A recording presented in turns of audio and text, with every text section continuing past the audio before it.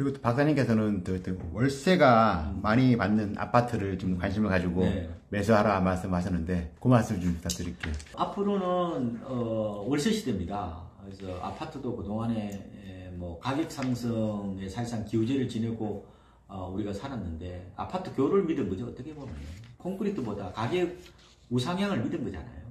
일종의 이제 뭐 기복신앙처럼 돼버린 건데 그렇게 하면 사람이 불행해요. 그러면 캐시플로우를 받으면요 가격에 좀 덜 민감합니다. 왜냐면 인간이요 기본적으로 부동산을 생각할 때 이 자본 손익하고요 임대 수익을 합산하려는 바이어스 편향이 생기는 거거든요. 그러면은 내가 만약에 달달이 월세를 받는다면은 가격이 떨어지든지 오르든지 좀 덜 신경을 쓰게 됩니다. 그러니까 오히려 캐시플로우에 충실하게 되면은 어떻게 보면은 가격에 노예가 안 되는 거죠. 그렇죠? 그래서 행복을 한 번으로 받지 말라 12번으로 쪼개받아라 말씀을 드리는 건데 앞으로 아파트 등급은 전셋값이 비싼 데가 이게 좋은 게 아니라 월세가 많이 나오는 거. 같은 이제 가격대 아파트 기준으로 따지는 거예요. 같은 10억이라도 월세가 잘 나오는 데가 훨씬 더 매력적이다. 그런 점에서 보면은 월세가 아파트 등급을 가를 거다 이런 말씀을 드리는 거예요. 그래서 항상 월세가 잘 나오는데 눈여겨보시고 이거 검색하면 다 나오잖아요.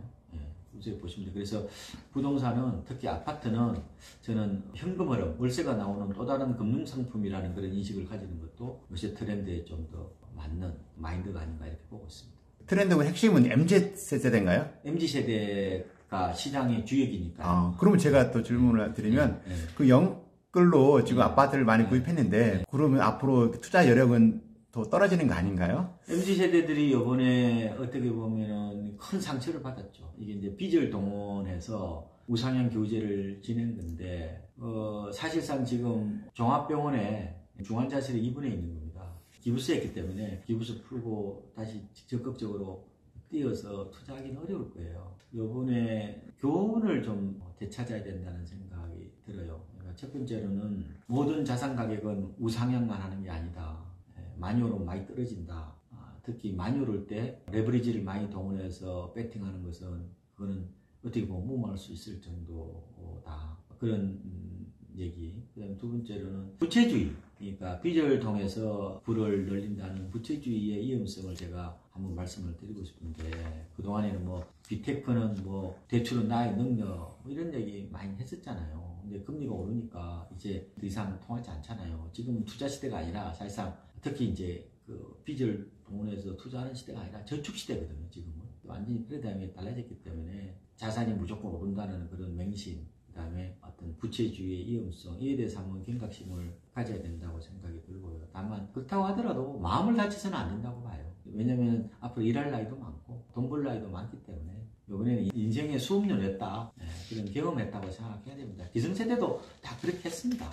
그러니까 그리고 다시 이제 그런 일이 반복되지 않도록 어떻게 보면은 빚에 대한 생각 그리고 몰빵 그리고 이런 우상향에 대한 맹신이 위험하다 이런 것에 대해서 한번 스스로 반성적 사유를 하는 계기가 되었으면 좋겠다 이렇게 하고요.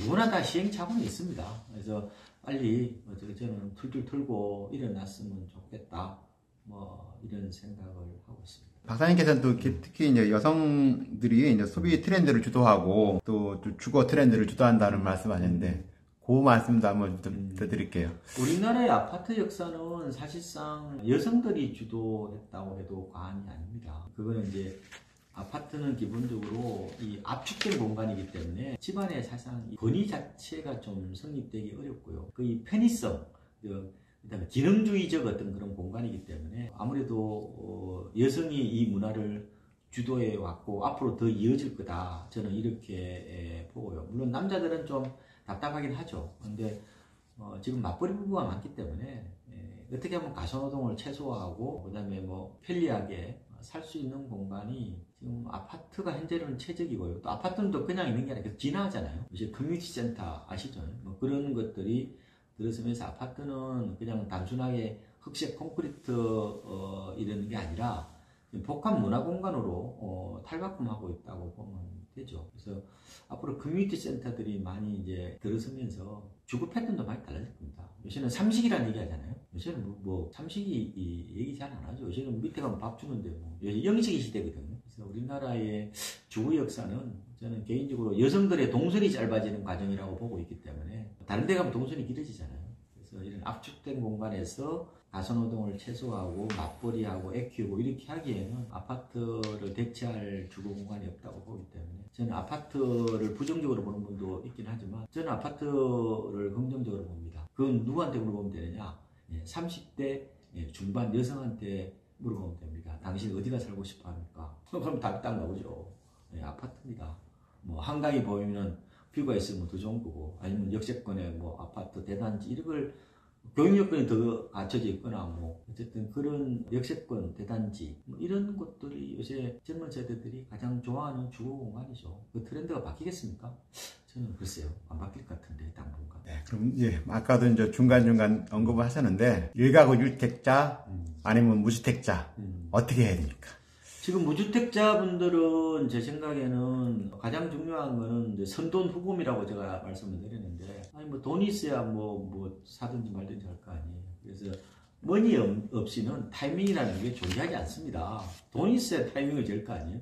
그래서 차곡차곡 돈을 준비해야 될 것 같고 MZ세대들이 보면요 월세 산다고 그러잖아요. 전세대 이자가 비싸니까 그리고 깡통 전세가 될지 모르니까 월세를 사는 분도 있지만 좀 마켓 타임으로 살려는 사람이 있는 것 같아요. 싸게 살라고 캐시를 만들겠다는 거죠. 그게 돈을 찌고 있는 거죠. 어떻게 보면 뭐 월세로 살면서 이제 전세 보증금 그거로 집 사겠다는 거죠 지금. 그런 것처럼 결국 캐시가 있어야 된다는 말씀을 드리고 그래서 지금은 뭐 무주택자분들은 제가 한 번도 말씀드리지만 무조건 타이밍만 재지 말고요. 더 중요한 거는 프라이스다. 그래서 항상 프라이스와 타이밍을 동시에 보고 판단해야 되지. 어떤 사람은 뭐 5년 뒤에 바닥이라더라. 아니 그럼 틀리면 어떡할 건데. 의미 없습니다. 그건. 어느 정도 바닥이 될 점에서는 집을 사는 것도 나쁘지 않고 그리고 아까 말씀드린 것처럼 분양받아도 되고 급금매물 사도 되고 경공매 해도 되고 한 가지만 고집하지 마십시오. 그 중에서 내가 싸게 살 수 있는 방법을 동원하기만 하면 되는 거니까 그거는 뭐 적절하게 하시면 될 것 같고 갈아타기는 지금은 여건이 별로 좋지는 않습니다. 왜냐하면 상급지보다 중하급지가 더 빠졌기 때문에 그래요.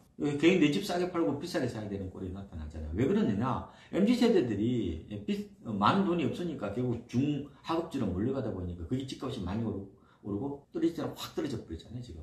그렇지만 이제 다만 옮겨타기를 할 때에 방법이 없지는 않아요. 그러니까 대단지 랜드마크 아파트를 좀 노리시면 좋을 것 같고 중심보다는 중심의 약간 외곽 이런 데가 좀 더 아마 가격이 좀 많이 빠지고 있으니까 그쪽에 내 집 싸게 팔고 뭐 그거 싸게 사면 되잖아요. 뭐 그런 전략으로 하시면 되는데 옮겨타기 하실 때 나홀로 아파트로 가시는 거는 좀 소규모 단지로 가시는 거는 좀 반대. 왜냐면 가격이 안 빠졌기 때문에. KB에 보면 선도 50 주소라는 게 있거든요. 선도 50이 뭐냐면 시가총액이 많은 50개 단지를 모아놓은 거예요. 이 아파트가 빠질 땐 더 많이 빠집니다. 아무리 불황이라도 한두 개는 넣어야 될 거 아니에요. 그게 결국 급금매가 그래야 될 텐데 그게 다른 시세까지 연쇄적인 영향을 주는 겁니다. 매물이 매물을 부르는 거죠. 그러니까 시세를 적극적으로 반영하고 있다는 거죠. 물론 오를 때 먼저 오르겠죠. 그래서 이번에는 항상 부동산 시장의 이제 풍량계가 바로 대단지 랜드마크이기 때문에 랜드마크 시세가 우리는 흔히 보면 뭐 그건 안 빠질 거로 보이지만 전혀 그렇지 않습니다. 그러니까 이번에는 항상 랜드마크 아파트의 어떤 그 흐름을 보고 그다음에 만약에 나홀로를 사더라도 그거하고 이제 가격 차이가 원래 있잖아요. 그걸 보고 비교해서 판단하시는 게 좋을 것 같고 지역을 잘 보시고 어쨌든 갈아타기를 하실 때에 가격이 안 떨어지는 곳은 절대로 갈 필요가 없어요. 어차피 뭐 상급지로 이동하지 뭐 하급지로 이동하는 사람이 있습니까? 망하지 않나 어떻게 하급지로 이동해요. 그래서 상급지가 별로 안 빠졌으니까 상급지에서 많이 빠진 쪽으로 항상 이동의 어떤 방향을 잡아봐라 이런 말씀을 드리겠습니다. 네, 박사님 이렇게 어렵게 시간 내서 감사드립니다. 네, 고맙습니다. 네, 감사합니다. 네.